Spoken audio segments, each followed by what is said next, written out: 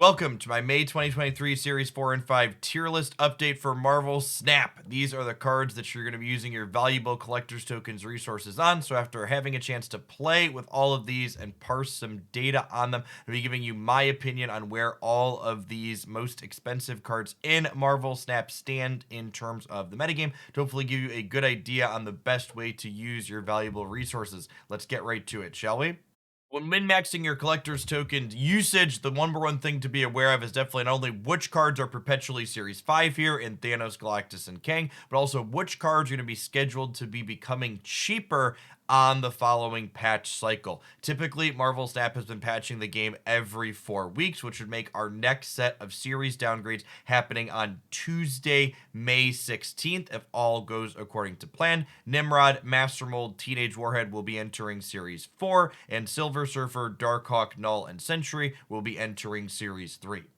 As always, I'll be breaking all of the cards in Series 4 and 5 down into our two-axis rating system here, powerful versus fine and flexible versus narrow. I think this two-axis system helps people make a little bit more informed decisions. Some people want to prioritize spending their tokens on cards that are just strong. In that case, you're going to keep an eye on the powerful categories that we'll be talking about first. However, other people just want to get the most playtime out of the cards they're spending some of their most valuable resources on, in which case the flexible cards are going to find homes in the widest range of decks in Marvel Snap. Without further ado, let's go ahead and get on into sorting these cards into their proper location, shall we?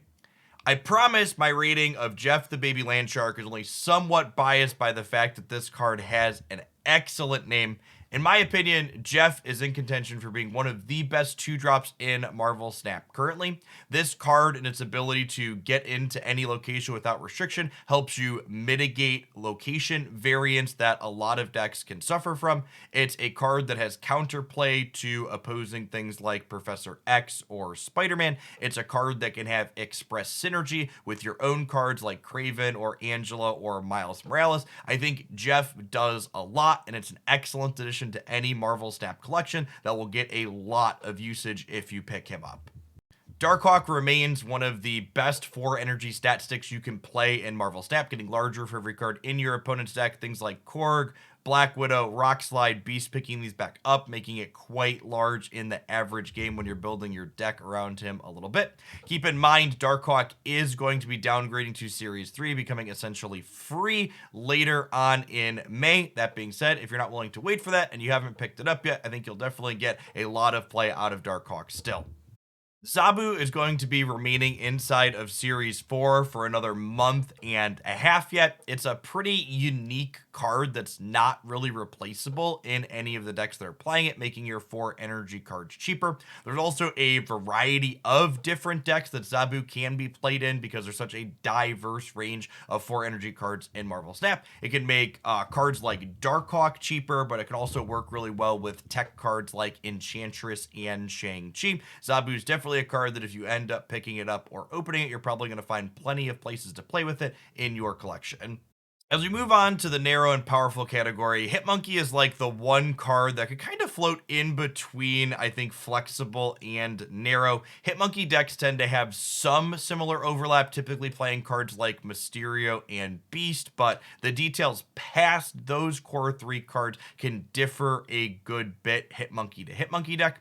It is also worth noting that while Hitmonkey is competitive into a variety of different things, it does have a fairly polarized bad matchup on average into another card in this category, and that is the Galactus decks that are blowing up a lot of the board. Hitmonkey wants you to be able to play out fairly wide on the last turn, and Galactus prevents that from being possible.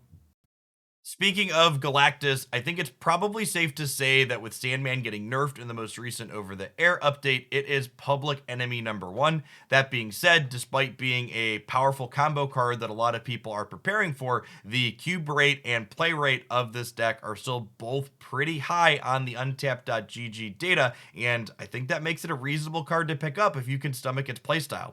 That being said, if you haven't watched Galactus play out, I would always highly recommend you watch a bunch of Galactus content before committing 6,000 tokens to it, because Galactus is pretty much the definition of a one-trick pony. It does the same thing almost every game, and what it's doing is powerful, but there's not a lot of gameplay variety in it, so if that's not your thing, it's probably not worth spending tokens on, even though it is a perpetually Series 5 card.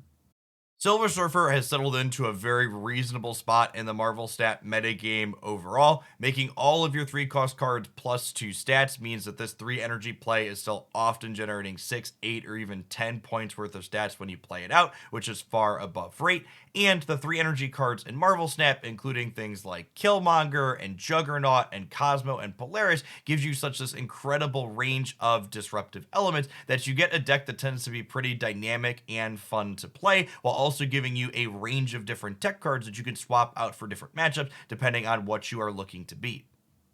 Thanos is probably one of the cards in Marvel Snap that offers one of the most unique play patterns in the game, not only being its own card for 6 energy and 10 points of stats, but coming with those 6 Infinity Stones, let the game play out in different ways and give you varying degrees of utility. Thanos is a card that I would actually wager we haven't fully explored as a community quite yet after the recent set of nerfs that happened to Leech and Lockjaw. That being said, a controlling variation of Thanos featuring Daredevil, Spider-Man, and Professor X that I've highlighted on the channel before, I think is quite good and is a great starting place if you're looking to pick this card up. Thanos is also a perpetually Series 5 card, so if you like the idea of the novel gameplay that he offers, he's also never going to become cheaper, which means it's typically a great use of your valuable collector's tokens as an early purchase. To finally close this section out with a quick hit on Null. Null is basically a must include in optimal Galactus decks. That being said, outside of Galactus, it doesn't really see much or any play. The more honest destroy style decks that might want Null's effect simply aren't very good in Marvel Snap, but it still gets kicked up in this category because I do think Galactus is one of the most powerful things you can be doing right now, and Null is a key part of that. Kang remains flexible and fine and possibly a waste of everybody's time. Its animation definitely isn't short, but the card does get you cube equity out of the games that you're playing a lot of the time. I think Kang is definitely optimal in things like Galactus, as well as a handful of other things like the MODOK deck that I really enjoy, but realistically you could slot him into almost anything that's looking for extra cards to draw in the later turns of the game and could do something useful with a little bit of information that he can be providing. Now, Shauna was just updated to be a 4/4 in the over-the-air update yesterday. I'm erring the side on ranking her a little bit higher with this change because she does give a pretty decent amount of stats now for a 4 energy play. On average, we expect each 1 energy card that she generates to have approximately 2 points of power, so she's adding 10 points of stats to the board for just 4 resources in most of your games, and that's even before you consider the fact that she's comboing with things like Blue Marvel or Khazar to get even larger. This is definitely a card that after I play with it more on next month's tier list update, I could see her moving up or down from where she's at now, but I think landing her somewhere right in the middle before we get a chance to play some games seems more than reasonable at the surface level power that she can provide.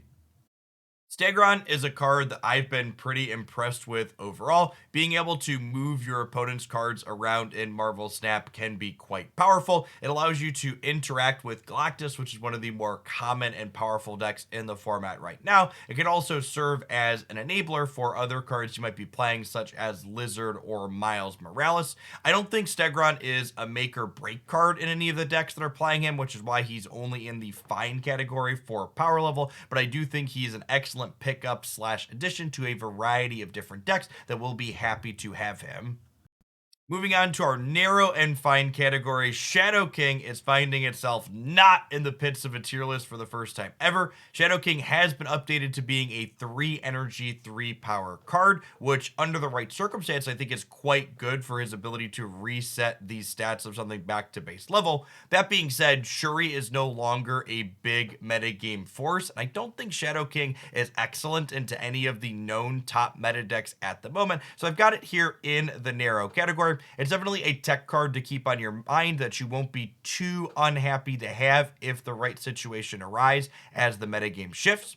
Speaking of tech cards, Teenage Warhead is down here in narrow and fine category as well now, with Shuri falling back inside the metagame, being replaced by more Doctor Dooms and other cards that kind of go wide across the board. I think Teenage Warhead is a bit worse than she was compared to last month when we rated this card. I do think, similar to Shadow King, she likely has a home under the right metagame circumstances, but I don't think we're currently operating under those, making her a more narrow and less useful card overall. Master Mold generating Sentinels to put into our opponent's hand definitely has found a good niche as far as enabling Ronin the Accuser as a giant ongoing stat stick. That being said, I've got it in the narrow category because the disruptive elements of putting 2 Sentinels into your opponent's hands definitely hasn't worked out nearly as well in practice as it looked in theory before this card releases, and I really wouldn't recommend playing it outside of exactly with Ronin the Accuser currently. I think Sauron is actually in one of the best spots he's been since he released into Marvel Snap currently. Shuri has been pulled back from the forefront of the metagame, which means there's less copy of Shang-Chi running around. I mean, you can afford to be Sauroning your Typhoid Marys and your Red Skulls because having cards like Armor or Cosmo to protect them is a little bit less important than it once was. Sentry was buffed recently to being a 4 energy 10 power play that now makes a negative 10 power void, making it even more powerful with the Viper synergies that he had previously. That being said, outside of working with exactly Viper, Sentry's definitely still a little bit clunky compared to other 4 energy plays like Darkhawk that give you similar stats for a little bit less work. That being said, I think if you really enjoy playing with Sentry, there's definitely reasonably competitive decks you can shoehorn him into, and he is a fine, albeit narrow, pickup. Stature is a card that feels this close to being rated better than fine, but unfortunately, there just aren't a lot of cards in Marvel Snap that discard cards from your opponent's hand to allow her to become a 1 energy play, and one of the 2 cards that we do have that forces your opponent to discard is Moon Knight, which also discards a card at random from your hand as well, making it kind of an inconsistent and risky play that some of the time discards the stature that you were hoping to have him enable. I think if you enjoy playing the discard decks, MODOK is a very reasonable part of making sure your Swarms and your Apocalypses get larger. I think the change to Leech, making it so it doesn't happen until the start of the 6th turn, is actually a pretty big upgrade to MODOK because now you can no longer flip up MODOK right after you get leeched, losing the entirety of your hand, and your copies of Apocalypse and Swarm don't really mind losing their ability text on the following turn after MODOK has already discarded them. All of that being considered, I do think the discard decks aren't quite as strong as some of the other options in the format right now, which means I have MODOK in just inside the fine category in terms of power level being concerned. Thanks to a number of recent balance passes, the kind of bad category in this month's Series 4 and 5 tier list update is smaller than it's been in a long time. Nimrod is a card that I think just really struggles to have a home where it's an optimal inclusion. It does see play inside of some Galactus variations, but those Galactus variations tend to be worse than the non-Nimrod Galactus variations in my opinion, and the Honest Destroy deck, similar to not really existing to give Null another home, also don't really exist for Nimrod and just aren't powerful or consistent enough, and they're very susceptible to disruption like Armor and Cosmo. Dazzler continues to be absolutely too much work to enable for just 10 points of power, while also being incredibly susceptible to commonly played disruptive cards like Killmonger and Shang-Chi. Ghost just doesn't really fit into any key decks in the Marvel Snap format right now. Anything that really wants to be going second in terms of priority can typically be jockeying for that position without playing a dedicated card to make it happen.